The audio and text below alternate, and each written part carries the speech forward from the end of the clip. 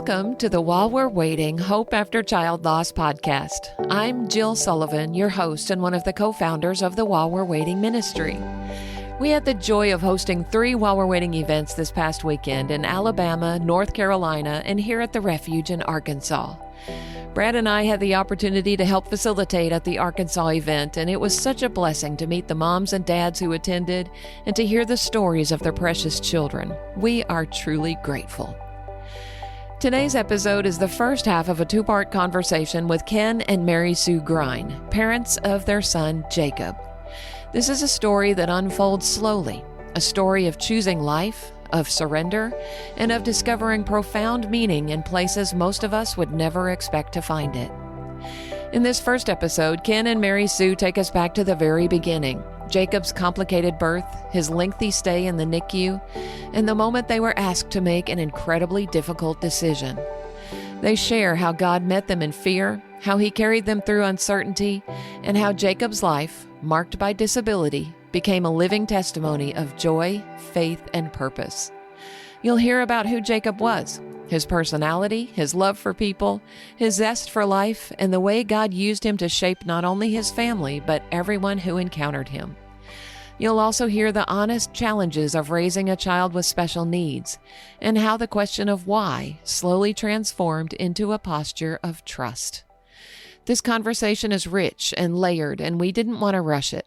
In next week's episode, we'll talk about Jacob's passing in 2019, the sacred moments surrounding his homegoing, the grief journey that followed, and the legacy Jacob continues to leave behind. For now, we invite you to simply listen to Jacob's story and to the ways God reveals himself through a life that was always worth living. Hi, Ken and Mary Sue. Welcome to the podcast. Thank you, Jill. Welcome. We're so glad to be here. So thankful. Yeah, I've been looking forward to this conversation ever since we had the opportunity to meet you at our While We're Waiting weekend a couple of weeks ago. And I want to start by just giving you the opportunity to tell our listeners a little bit about yourselves. Tell us where you're from and what life is like for you there. We're from Thornton, Colorado, which is a suburb of Denver. I was raised on a farm and was a pig farmer for many years when Mary Sue and I met. Wow. And then after we married, I became a custom home builder and had a business with my brothers and my dad. And then Mary Sue and I went into our own business in 2004. We have 4 children, and I enjoy all kinds of outdoor stuff. I like to fish and hunt. I'm a sports enthusiast, so I like to watch all of the Denver sports teams. Yeah. And I think that kind of wraps up for me. Well, I'm from Durango, Colorado, so I'm a mountain girl. And I was born and raised in the beauty of mountains, running around like a billy goat. And I obviously was raised in the mountains, but I had the privilege of being raised in the church. And I knew the Lord from a young age. And as a result, I wanted to go to college. So I found the Christian college in Denver called Rockmont. And now it's called Colorado Christian University. Well, that's where I met Ken and got married. And we're going to celebrate 46 years of marriage in November.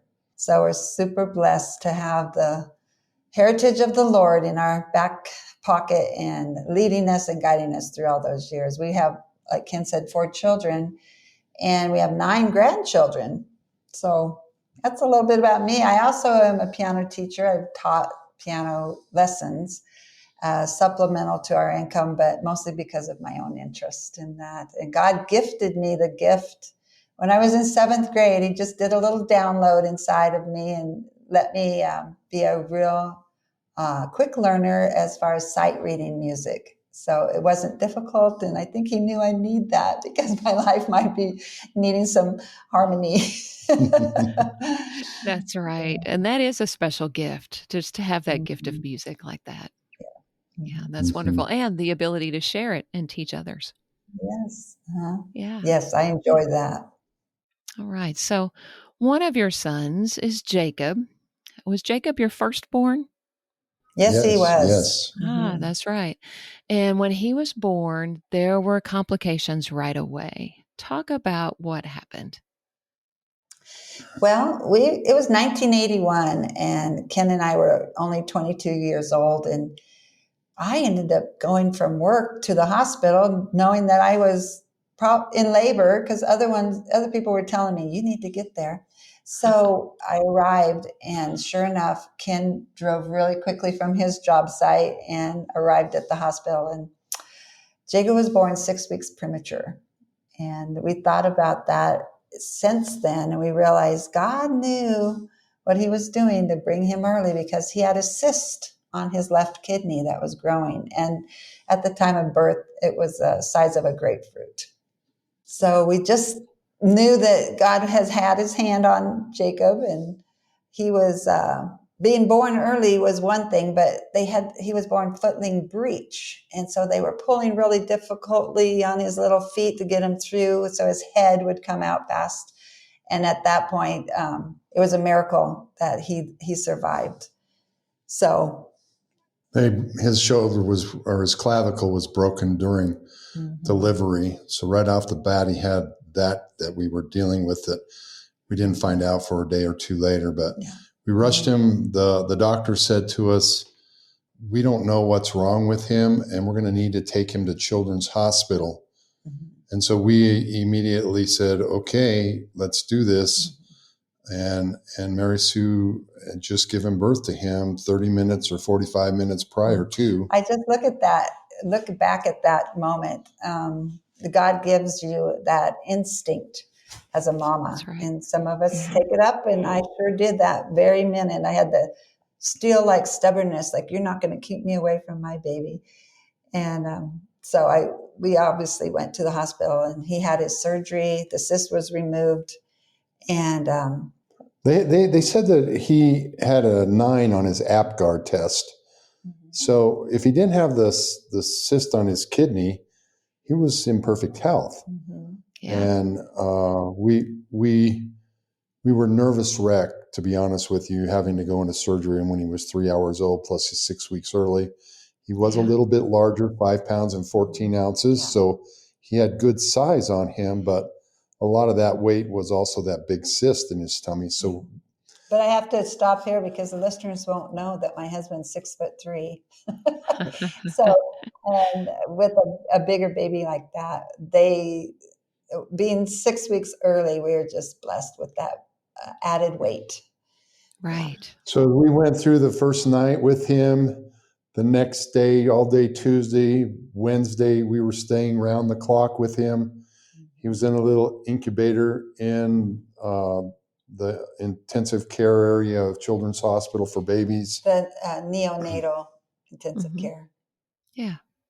And Wednesday night, nurses encouraged us just to go take a break because we'd been round the clock for 2 or 3 days. So we decided we'd go home and get some rest. Yeah. Well, and Mary Sue, you're postpartum. Exactly. Yeah. Yes, My goodness. Yes. I'm kind of naive at that point, being 22. I'm invincible, right? And I'm a First young baby. mom, and just pop up, and you just keep going. And I kind of end up doing that with all the other children as well. So I don't know. I just know that God was spurring me forward and helping me through. And giving you grace. Very much. Right. So we walk in the door and the phone is ringing, and it's the type that's hanging on the wall. There weren't cell phones back then. I remember those. Phone. Uh-huh. And I answer the phone, and the doctor's on the other end and says, Mr. Grein, you need to get back to the hospital ASAP. We don't know if your son will make it through the night. Now, we'd left him just hours earlier, and they were telling us in a couple days on Friday, we think he can come home and that everything is going great. So this was a complete shock to our lives at that point in time. So it was a blessing to know that he was doing well, but that phone call changed everything. And so we hopped back in the car, returned back to Children's, just as a 30-minute drive.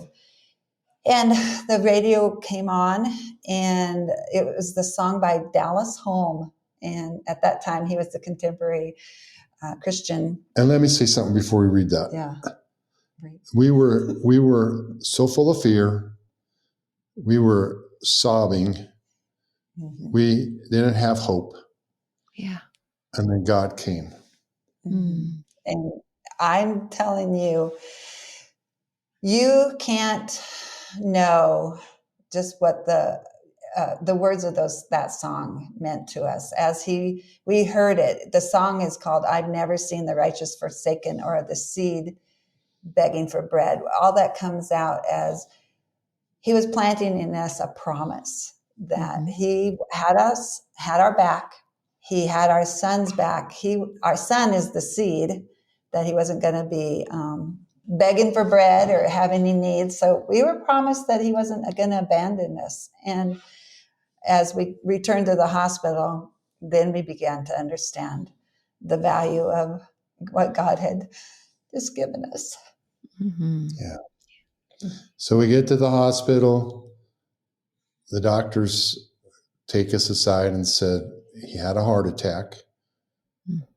His lungs collapsed. He's got just bad issues going on overall with his whole body. His kidneys had failed and he had developed an infection.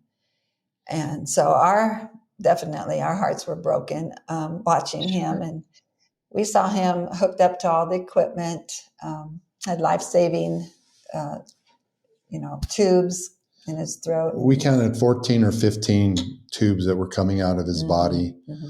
Wow. And the little boy that we saw 5 or 6 hours earlier, we didn't recognize him. And we were devastated. And a nurse had one of those portable cameras. And I think they did that on purpose, but for this very reason, they take the picture of you with your baby before potentially would die, so that you would have something to be able to remember your baby by. So we're really grateful for those pictures, but looking back, it captured us and how devastated we were, Yeah. And of course we were over the incubator concerned for Jacob because he was in the battle of life and death. We were battling our own grief, but it was because we saw how much pain he was probably enduring. And so nothing prepares you. And at that age, we had not been around medical needs of any kind. We were just young, youthful, healthy, strong. Right. Sure. And our whole world got turned upside down at that moment. So within a week, they'd run an EEG test on him, and it came back severely abnormal. So one day when we were in there, and we were round the clock I was there 2 weeks round the clock. Mary Sue was round the clock, and then continued all the way through his time in the NICU. But the doctor pulled us into the office and said, we want to have a conversation with you about your son.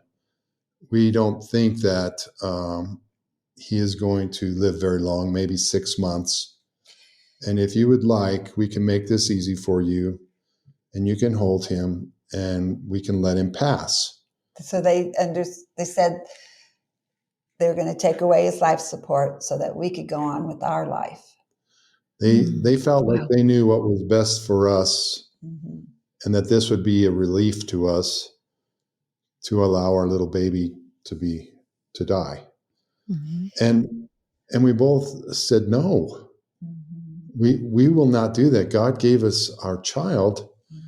And if he lives only one more day, then we will take whatever amount of time that God gives him.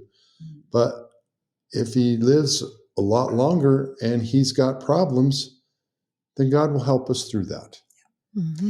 So the doctor walked out of the room and we raised our hands like you would to surrender him. And we gave our baby to the Lord. And it was based off of the song that he had poured already into us, the promise that he would take care of Jacob. Right. And That's so right. all we could do as parents was, we weren't going to no longer trust in the medical world. It was up to God to take care of him. Yeah. So the time in the NICU, over the next couple months, they did EEG tests on him, and a miracle took place. It went from severely abnormal to abnormal to mildly abnormal to normal. We saw the Wow. progression over a period of time. We had Yeah. spent 137 days in the NICU, and God's promise was being played out right then. And so he could have, he did have disabilities. We'll talk about that, but we saw the holding power of God. And when he says he carries you, he carried Jacob. Mm-hmm.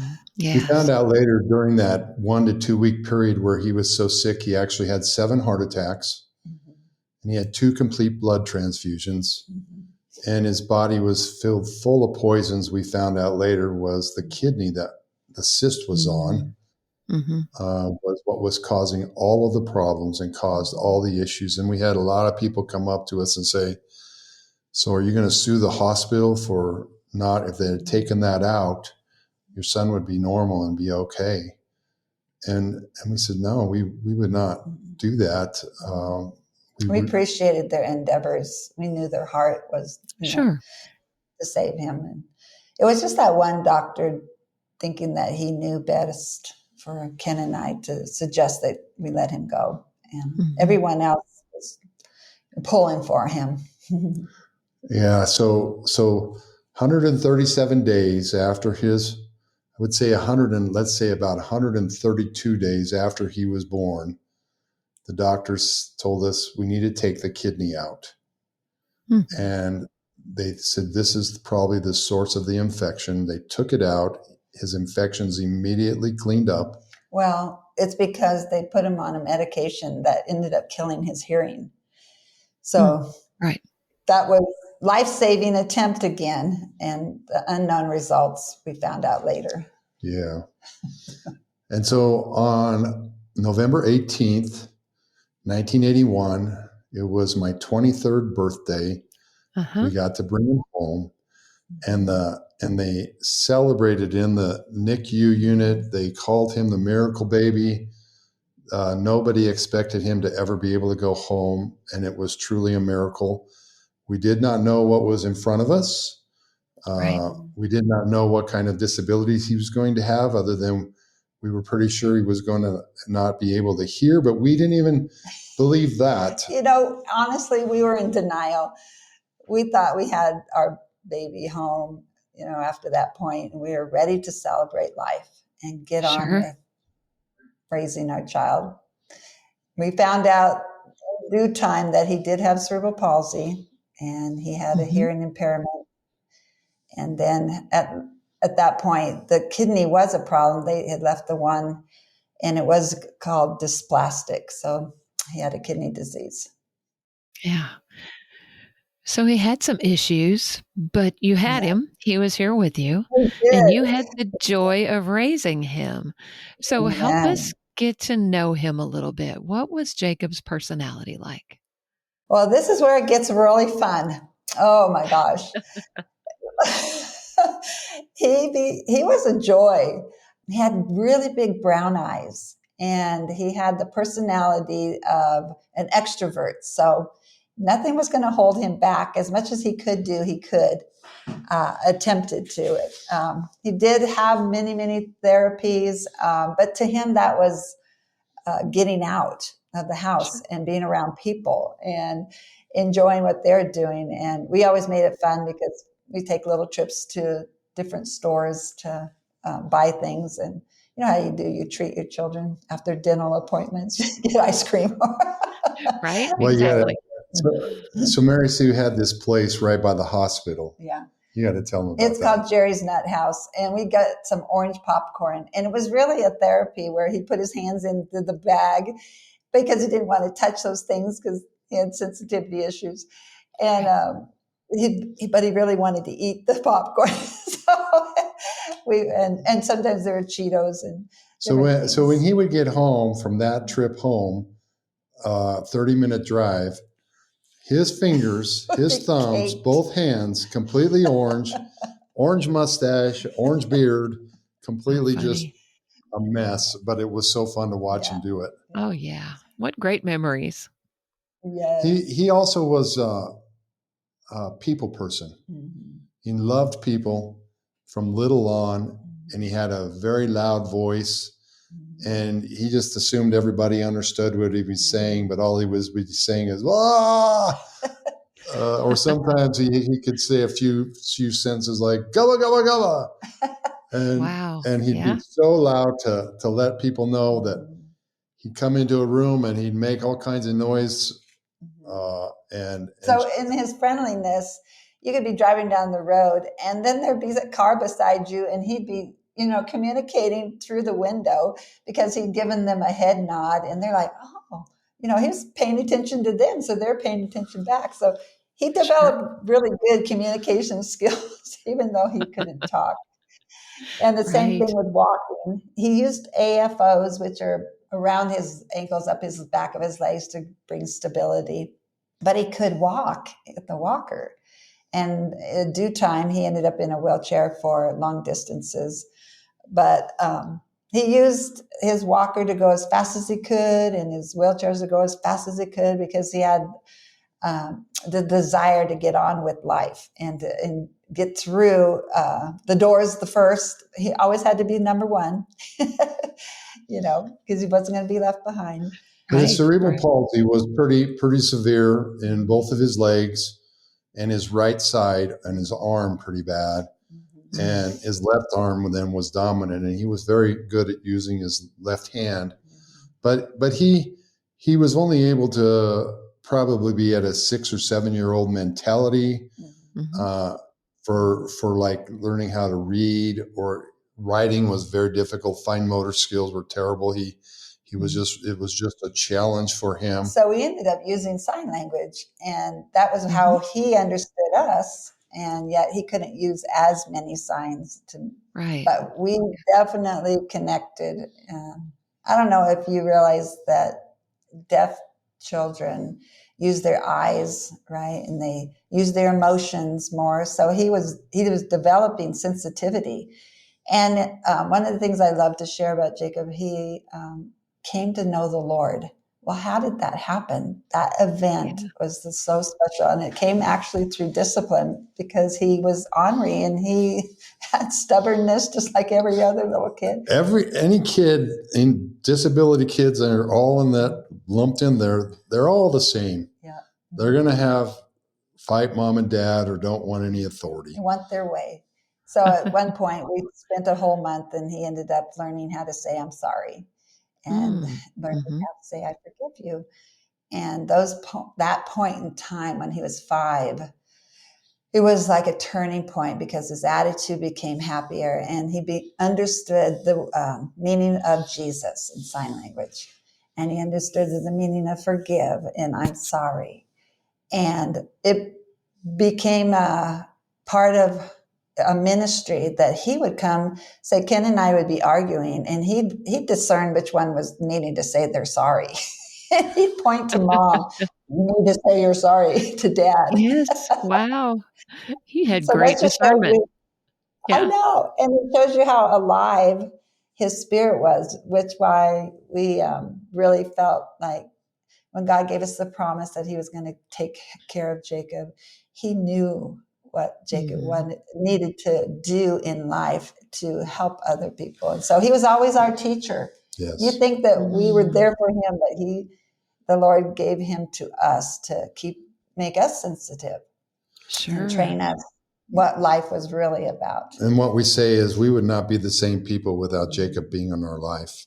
Right. And people think that we were here for him, and we were, but what he had for us was so much deeper and more powerful. So he had that joy of living, even though he was disabled. And you can't teach anybody how to have joy through that struggle, through the hardship. Right. And part of his laughter and his being able to enjoy life came from watching funny shows like Golden Girls. I have no idea why he loved that. You can Uh-huh. understand why I Love Lucy, because she was silly. Sure. But he also, his favorite was Harry and the Hendersons. But he just enjoyed teasing and being teased. He had this silent laugh where he'd open his mouth and nothing would come out, but his whole body would be shaking because he was roaring inside with happiness. So, Wow. Well, I can see how he brought so much joy to your lives. Just Yeah. amazing. What an Yeah. incredible young man. mhm. I know there are challenges also involved with raising a child with special needs, especially raising a child all the way into adulthood. You've Mhm. talked about some of the joys of raising him. What Yes. were some of the challenges of raising him? Wow. When he was probably 18 months old, the first 3 years of his life, I think he was only 18 pounds. Yeah, he couldn't gain Wow. weight. Couldn't gain weight. Mhm. But we started working with him to learn how to roll over. Mhm. And we would have to teach his muscles and his arms and his legs what to do, Hmm. Patterning. Yeah. patterning. Yeah. And we would do that every day and every day and every day and every day and every day. And we didn't give up. Mhm. And Right. one day it clicked. Mm. And when it clicked, we We rejoice. we were rejoicing In small things. Absolutely. because um, Mhm. you don't think they'll ever get it. And for some kids, they never do get it. And I just rejoice at that little thing he got. And then we did it with crawling, one leg forward, the next leg, one arm forward, and worked and worked and worked and worked. And then it happened and he began to do it. Yeah. And the celebration in our home, those are Oh, yeah. milestones that we'll never forget. Absolutely. But as we went on to have more children, it was a little more challenging because we realized we couldn't compare.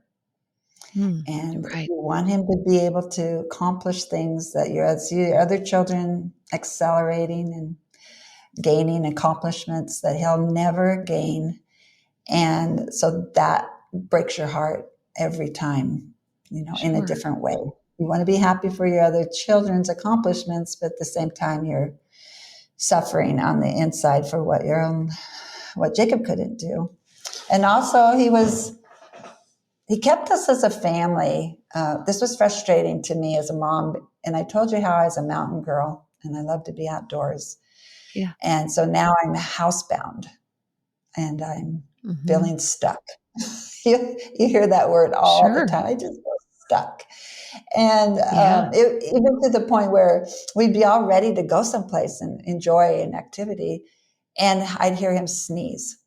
It's like, oh no, Jacob said, we can't afford to let his health go down. So we're going to Right. stay home now. So we were always giving up, the kind of the adventure that was. So we had this feeling of, yes, we're going to do this for Jacob. But at the same time, we were being spanked to be less selfish. We can't be selfish right Mm. now. We've got to learn that it's about other people. And so, Right. Dying to self is not something that everybody says, I'd like to do that. Right. Most people don't. Right. no. And we were that way too. Yeah. But it was Sure. a training ground that God instilled into our hearts as well as our kids. We have our daughter Hannah was born in 1983, a year and a half after Jacob. Our son Luke was born in 1985. And then our youngest daughter Grace was born in 1992. And we had lost a child in between Grace and Luke, Mm. Mm. miscarriage. And so Yeah. we had a full house, lots of young little ones. Mm-hmm. So we didn't go on vacations because of Jacob. So Sure. we Yeah. kind of said our kids missed out, but at the same time, we look back and, you don't need a vacation to make your happiness. We That's right. also had to find special cars. We always had a van, and we always had, what do we call those? A ranch home, Yes. where Right. we could have the All one level. upstairs. Hmm. Yeah, all in one level. So you think you're giving up things, but in this long run, it works for you and it makes your life easier. So, And for Jacob, it made his life easier. We did ramps all over, and we had wide hallways, wide doors. And as a builder, I knew how to do all that and what he needed. Sure. And so yeah. we did his bathroom special. So you end up having a lot of extra cost and extra things you do because you have to go in and do things a specific way. But we never, ever complained or said, I'm not going to do this for our son. It's because we had seen the value of life. You know, life is fragile. And when you really wrap your heart around, I'd rather, support Jacob than everything else goes on the wayside. You just go, it's okay. We're happy. We're, all together, and we're living the life that God had promised us that he was going to not abandon, and he's going to see us through. And that's pretty much how Christians need to. But we did go through some difficult things with some Christian people, and it's weird how Christian people hurt you the most. We had people come up to us and ask us literally in our room, what sin do you have in your life that caused this to happen to your son? No. And so as we share this, I'm sure other people are going to say, yeah, we had that happen to us too. Or you might even feel that way. You might exactly. feel, what did I do wrong? Right. And we knew God had carried Jacob through so much that he wasn't, pounding on us or making us feel bad. He was always there for us. And so the other thing that someone said to us once was, if you had enough faith, your son would be healed. And so we come back with God worked in our hearts. Okay. Right. What is normal? What is, are you normal? You telling me that my son or that we have a problem? What is normal? My son is probably more normal in the things of God than what you are. And when you can begin to take a look and say the value, Mary Sue said earlier, the value of every life. That's right. Who are we to go ahead and say, you don't have enough faith, or what sin do you have? Because you can read in the Bible about Job went through all kinds of stuff, and he didn't have anything wrong with him. And he was just walking with God. And the impact that our son had the way he was a bigger testimony than if he had been healed and then it was one and done, because he touched people for 37 years. So we are thankful God didn't heal him. But did we go and have him prayed over? Absolutely. When he got sick, did we pray over that? Absolutely. We prayed for healing. But if God doesn't heal him, Paul says, I had a thorn in my flesh in the scripture. He wasn't upset that he had this thorn. He says, I'm still going to serve God no matter what. That's right. I love that. And, to think of Jacob, just from what I've heard about him, he was such a gift to your family. I don't believe, just from hearing you talk, that you would have changed a thing about him. Oh, no. Because nothing. he is the one you love just the way he was.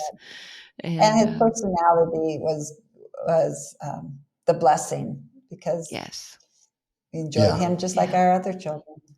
Absolutely, of course. I will say that he went through some times when he recognized that he couldn't run like his brother. We remember him watching his brother play soccer, and we knew he was working through his own inefficiencies or his disabilities. Sure. And it didn't take long. And then he transferred that pain and hurt into being the best cheerleader for his brothers or his brother and sisters. Two sisters. Yeah. And it was amazing to watch that transformation. But see, that's the example that he was for us. And when we get hung up with things, well, Jacob did this, why can't we? Why do we not go ahead and allow God to bring whatever healing God wants to bring into our hearts when those things come up, instead of throwing a temper tantrum, getting angry. He was just a living example. Every Yeah. day. Yeah, absolutely. So, were there times throughout Jacob's life that you wrestled with the question of why? And if so, how did God bring peace to you in those questions?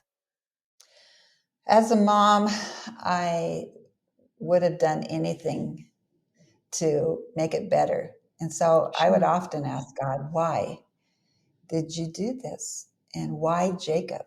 And why our family? And it came to a place where wasn't walking yet, he wasn't crawling, he was obviously hearing impaired. And why another surgery? And why another Oh, surgery? right. Sure. Hmm. Yeah. And so life just kept not working the way I wanted it to go forward. And so that just sets you up for why God? Well, here's the blessing for me. It's okay to ask God why. Yes, it You is. know, we Hmm. think like it's such a bad thing to maybe put your fist in in the air and demand God give you answers, but He is so gentle and so loving that He wants us to turn to Him with our whys. Yes. And when I did, and I says, "Why did you make him like that? Why did you do that?" And I was going through a period of taking him to into a grocery store or into a school setting, and I'd get people staring at me, and so I was having to explain, well, you know, Jacob, he was born early and he had a heart attack and his kidneys failed and, you know, he's deaf now, but we're so glad that he's alive. So I was going through these great long explanations to explain my situation. And the Lord came to me one day and he just says, "It's okay, Mary Sue. It's okay. You can just call him severely disabled." And I went, okay. And so, in a kind of a strange kind of way, it was a settling of Yeah. an acceptance of who Jacob was. And it took that acceptance to stop me asking why. And Mm. then we went to a conference where we saw a man speaking, and he had cerebral palsy. And his whole conversation was about, I used to ask God, why? Why did you do this to me? And I just stopped and I says, why not, God? Why not use me the way I am? And Uh-huh. so that became like, okay, David Ring could do that. He's a man of God. He's an example, has cerebral palsy. And we're going to stop asking God why. We're going to say, why not use Jacob just the way he was? And That's right. yeah. It became like our rally cry. Mm-hmm. It just settled everything in our spirits because we are the type of people that when we're pressed with being in a difficult situation, we want to go ahead and get a good job, faithful servant from our Lord, Mm-hmm. because we're sold out to Him 100%. And I'll share a quick story that happened 4 or 5 months before Jacob was born. A friend came by the house and we were sharing with him and talking with him. And I remember we said to him, I said, I really want to know what it's like to be able to have to trust God with everything in my life. We're newly married. We have a baby on the way. We have a brand new home. We're 22 years old, and we had not gone through hardship. We had Right. not been tested by the fire. But our hearts were crying out, and Mary Sue and I were saying, we want to pass this test. We want to know, Lord. We want to, when the rubber meets the road, that we're still going to give and run with you everything we have. And so you fast forward to that time. Mm. Why not us, Lord? You can trust us. We will be faithful to run our race, to be lights in a dark world. That's right. And we will not be ashamed of that. And it just brought healing when we heard him say that, like the final notch in our belt of, okay, everything we've been doing. And let's face it, Jill, it was hard. Yeah. It was hard Mhm. every day, Mhm. the complications we went through. Yeah. But Jacob in his personality and what God transformed in our hearts. Yeah. So we just learned to accept what we could not change. Right. So it stopped the question, why? Yeah, that's right. When you reach that point of submission, that's Yeah. how you can stop asking why. Yeah. And yeah, Right. and that reaching that point of submission is different for everyone. You know, how long it takes, Mhm. what that looks like. But I really believe all of us need to reach that point, and Mhm. in order to be able to move forward in life, and Yes. Yeah. yeah, and Right. serve the Lord. So, what did God teach you? We've kind of talked about this a little bit, but what did God teach you about the value of every life through Jacob? Well, that's our theme. Every life is worth living. When the That's right. doctors came and suggested that we stop his support, life support, and we said no, God said no. We are Mm, not stopping this life from the way he intended him to be lived. Okay, so he says he gives every one of us a purpose, a divine purpose. So Jacob had a divine purpose, and that right. is what every single person, I don't care what disability, what limitation, what home environment, what you don't have, what you wish you would have. It's this like life is worth living in every single person. He showed us that sometimes the most broken vessels carries the most beautiful life. Mm. Oh, I love The that. most broken vessels carry the most beautiful life. And those broken vessels are pushed aside by society all the time, unfortunately, and miss the opportunity that God has for those people to minister to us really normal people that aren't really normal and Hmm. are broken on the inside. Yeah. And you just can't see it, except for once in a while if something flares inside of you, but you look like you got it all together. These people, anyway, I'll speak for our son. He had a relationship with God, and he ministered to us. And we could have said, we could have not taken the time for him. We could have pushed him aside. We could have sent him to a home and been out of our life. We could have done all kinds of things that were mean and terrible to him, locked him in his room, kept him in his room. No, God wanted to use him not only to touch our family, but the community. Oh, sure. I'm sure he had an impact everywhere he went. Everywhere, especially on Uh-huh. his own siblings. His own siblings today remark in this way. They go, well, what's so special about our family? We're just like everybody else. And I says, honey, you're not. You've lived through so much to life lessons already, just having your Sure. brother in your home. So, Yeah. Yeah. Well, and I'm sure as adults, they have a whole different level of compassion and understanding and patience than they would otherwise. yes.